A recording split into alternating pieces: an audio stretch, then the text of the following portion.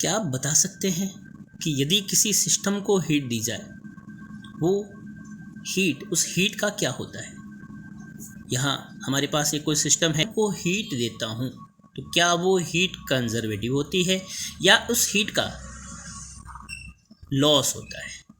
जो हीट है उस हीट का लॉस होता है। इसके बारे में आज हम पढ़ेंगे फर्स्ट लॉ ऑफ थर्मोडायनेमिक्स के अंदर। सबसे पहले अगर मैं फर्स्ट लॉ ऑफ थर्मोडायनेमिक्स की बात करूं तो फर्स्ट लॉ ऑफ थर्मोडायनेमिक्स कहता है कि जो भी हीट दी जाए किसी सिस्टम को, अगर हम हीट एनर्जी देते हैं किसी सिस्टम को, तो वो हीट एनर्जी दो फॉर्म में, यानी कि जो हीट एनर्जी है वो दो फॉर्म में चेंज हो जाती है। एक तो इस सिस्टम की इंटरनल एनर्जी में इंक्रीज होगी, यानी कि increase in internal energy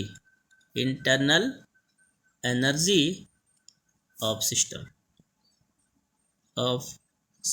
system में जो हम हीट देते हैं उसका एक पार्ट इंटरनल एनर्जी को इंक्रीज करने में चला जाता है। दैट इज हम कह सकते हैं डेल्टा यू के फॉर्म में। डेल्टा यू चेंज इन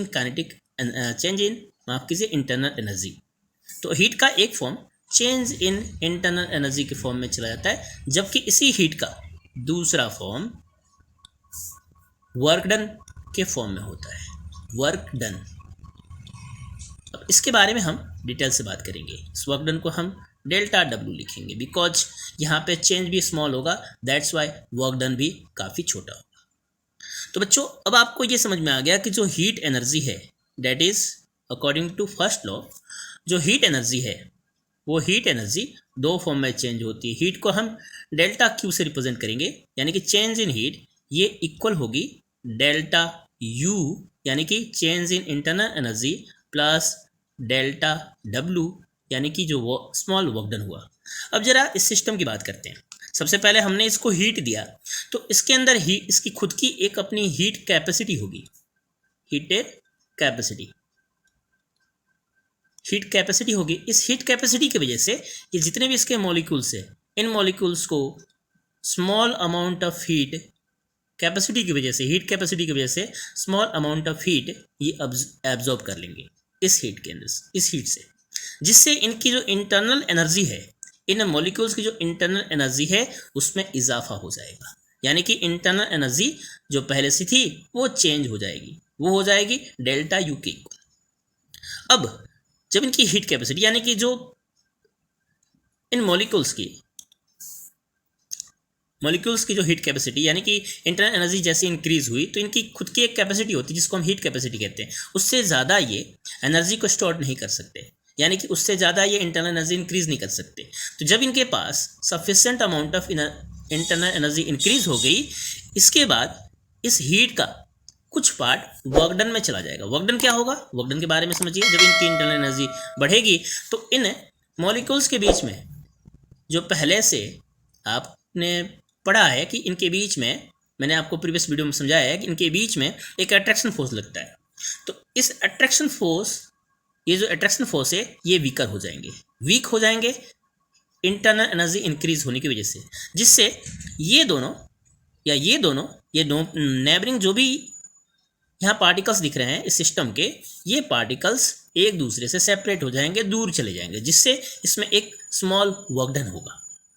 बच्चों, अब वर्कडन के बारे में भी समझ में आ गया आपको, इंटरनल एनर्जी के बारे में समझ में आ गया, तो हम कह सकते हैं कि जो हीट दी जा रही है वो अपने आप को दो फॉर्म में चेंज कर लेती है। इसका मतलब है कि यहाँ पे एनर्जी का कोई लॉस नहीं होता, इसलिए हम कह सकते हैं नो लॉस ऑफ एनर्जी।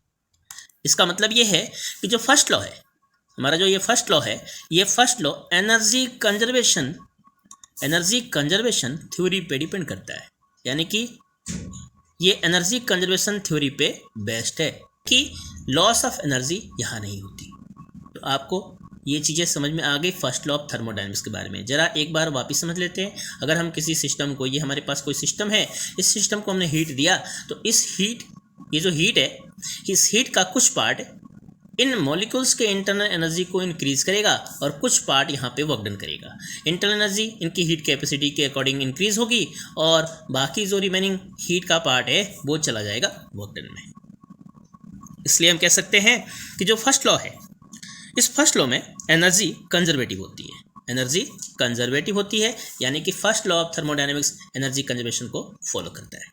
तो चलिए अब हम बात करेंगे कि यहाँ पे इसका जो फॉर्मूला है delta q equals to delta u plus delta डब्ल्यू, इसको हम कुछ इस तरह से भी लिख सकते हैं, डेल्टा क्यू इक्वल्स टू, अब आपको पता है डेल्टा यू को डेल्टा यू को हम दो तरह से लिख सकते हैं, सी वी डी टी और सी पी डी टी भी लिख सकते हैं। तो चलिए इसको मैं डेल्टा यू ही एक बार तो कंसिडर कर लेता हूँ, यानी कि हम इसे डेल्टा यू लिख लेते हैं, delta u, and then del डब्ल्यू को मैं pressure multiplied by change in volume लिख सकता हूँ, क्योंकि आपने इससे प्रीवियस वीडियो में मैंने आपको समझाया है कि जो वर्क डन होता है ना, वर्क डन होता है किसी सिस्टम में हीट देने के बाद, वो वर्क डन होता है पी डेल्टा वी के इक्वल।